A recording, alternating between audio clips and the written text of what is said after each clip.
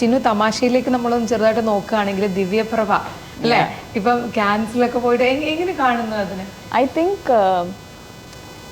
നമ്മൾ ഈ അടുത്ത് ഒരുപാട് ചർച്ച ചെയ്തതാണല്ലോ മലയാള സിനിമയിലെ സ്ത്രീകൾ എവിടെയാണ്. അപ്പോൾ ഫോർ മീ ഐ ഫീൽ അത് ഫോർ മീ എന്ന് പറയുന്നതിന് എനിക്ക് തോന്നുന്നു ഒരുപാട് മലയാള സിനിമയിൽ ഇപ്പം വർക്ക് ചെയ്യുന്ന എല്ലാവർക്കും, പക്ഷേ especially for the women in Malayalam cinema it felt personal. Divya and Kani going there representing us spiritually. They went there with a movie made by someone from Bombay. It's an Indo-French production. That's a different conversation. Pakshe, spiritually, every single female actor celebrated them being there. That was a big deal. That was big cinema നടിമാർ മാത്രമല്ല, പിന്നെ സ്ത്രീകളായിട്ടുള്ള എല്ലാവരും. അതെ. അപ്പോൾ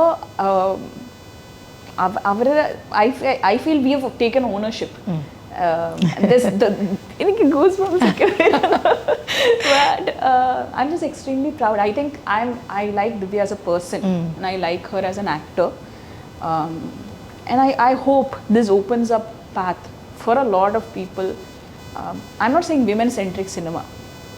I don't think women-centric, male-centric cinema എന്ന് പറയുന്നൊരു concept വേണമെന്ന് ഉണ്ടാവണം എന്ന് വിശ്വസിക്കുന്ന ആളല്ല ഞാൻ. പക്ഷേ I feel whatever movies that exist, they are real life reflections of real life.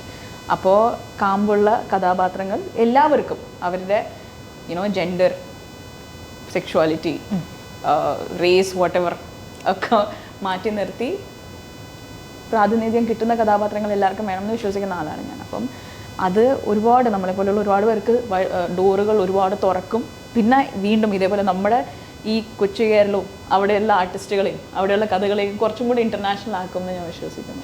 ഇപ്പം ചിന്നു പറഞ്ഞുകൊണ്ട് തന്നെ ചോദിക്കുകയാണ്, ചിന്നുവിന് അങ്ങനെ തോന്നിയിട്ടുണ്ടോ ഈ ഒരു കാലഘട്ടത്തിൽ മലയാള സിനിമയിൽ അല്ലെങ്കിൽ സ്ത്രീ സാന്നിധ്യം? ഞാൻ നടന്നു വന്നതാണ്, ഇല്ല ഇങ്ങോട്ട് ഇതിലേക്ക് ഞാൻ നടന്നു കയറിയതാണ് ഈ ജീവിതത്തിലേക്ക്. തോന്നിയിട്ടുണ്ടോ അങ്ങനെ? അതൊരു വസ്തുതയാണ്. മലയാള സിനിമയിൽ സ്ത്രീ സാന്നിധ്യം കുറവാണെന്നുള്ളത് വളരെ, മലയാള സിനിമയിലല്ല മൊത്തത്തിൽ അങ്ങനെയാണ്. പിന്നെ നമ്മൾ എടുത്തു പറയുന്ന കുറച്ച് സിനിമകളിൽ ഈ പറയുന്ന ടേം ഉണ്ടല്ലോ, സെക്സി ലാംപ് പോസ്റ്റ്. അങ്ങനെ ലാംപ് പോസ്റ്റ് ആയിട്ടൊരു കഥാപാത്രത്തിനെ കൊണ്ട് വെക്കുന്നതിനെക്കാട്ടും നല്ല ഇല്ലാണ്ടിരിക്കുന്നതാണ് എന്നാണ് ഞാൻ വിശ്വസിക്കുന്നത്. പിന്നെ ഇപ്പം ആവേശം പോലെയുള്ള പടത്തിനകത്തുള്ള അമ്മയാണെങ്കിലും പൂജ ചെയ്ത ക്യാരക്ടറൊക്കെ ആണെങ്കിലും ഒക്കെ ദേ വെരി സ്ട്രോങ് ക്യാരക്ടേഴ്സ് അവരുടെ ഇൻഡിവിജ്വൽ സ്പേസിൽ. പിന്നെ ഒരു നായികയെ വെക്കാൻ വേണ്ടി മാത്രം പേരിന് അതിലേക്കൂടെ മറ്റേ പട്ടം പറത്തും പോലെ ദുപ്പട്ടയും പറത്തി കൊണ്ടുപോകുന്ന ഒരു നായികയുടെ ആവശ്യം ഉണ്ടെന്ന് എനിക്ക് തോന്നുന്നില്ല. പക്ഷേ I believe they should be കുറച്ചും കൂടെ കാമ്പുള്ള കഥാപാത്രങ്ങൾ എല്ലാവർക്കും കിട്ടട്ടെ എന്ന് ഞാൻ എനിക്കും കൂടെ വേണ്ടി ആഗ്രഹിക്കുന്നു. അല്ല, ഞാനത് പറയുന്നത്. പക്ഷേ ഇപ്പൊ ചിന്നുവിനെ സംബന്ധിച്ച് പറയുകയാണെങ്കിൽ ചിന്നുവിലേക്ക് വന്നിരിക്കുന്ന കഥാപാത്രങ്ങളെല്ലാം തന്നെ കുറച്ച് സ്ത്രീ പ്രാധാന്യം ഉള്ള, അല്ലെങ്കിൽ ചിന്നുവിന്റെ കഥാപാത്രത്തിന് പ്രാധാന്യമുള്ള. ഇപ്പൊ ഗോളത്തിലെ കഥാപാത്രം എങ്ങനെയാണ്?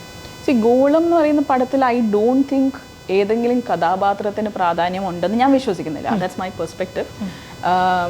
ആ കഥയും അതിൻ്റെ സന്ദർഭങ്ങളും അത് പറയുന്ന വിഷയവുമായിരിക്കും പ്രാധാന്യം അർഹിക്കുന്നതെന്നാണ് ഞാൻ വിശ്വസിക്കുന്നത്. അതുകൊണ്ട് തന്നെ I feel I mean my experimental phase as an actor. അതിൽ ഒന്നാണ് ഗോളം. ബിക്കോസ് ഇത് ആ കഥാപാത്രത്തിൻ്റെ കാരണം ഗോളം എന്ന് പറയുന്ന ഒരു മിസ്റ്ററി ത്രില്ലറിൽ കഥാപാത്രത്തിൻ്റെ പ്രാധാന്യം കാരണം എന്നെ കാസ്റ്റ് ചെയ്തത് റോങ് കാസ്റ്റിംഗ് ആണ്.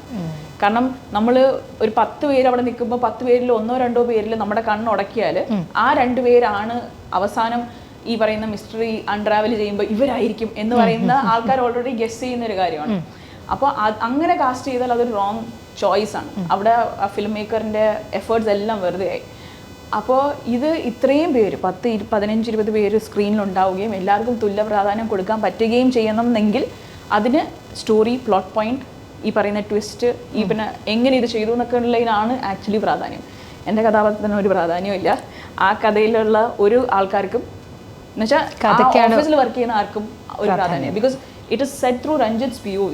ഒരു കുറ്റാന്വേഷണം അന്വേഷിക്കുകയാണ്. അപ്പോൾ അതിനകത്ത് രഞ്ജിത്തിന്റെ POVയിൽ അവിടെയുള്ള എല്ലാവരും തുല്യരാണ്. എല്ലാവരും ലൈക്ക് കൊലപാതകയാകാനുള്ള ചാൻസ് ഉണ്ട്. അപ്പോൾ അത് യു വിൽ സീ മൂവി കാണുമ്പോൾ യു വിൽ അണ്ടർസ്റ്റാൻഡ്.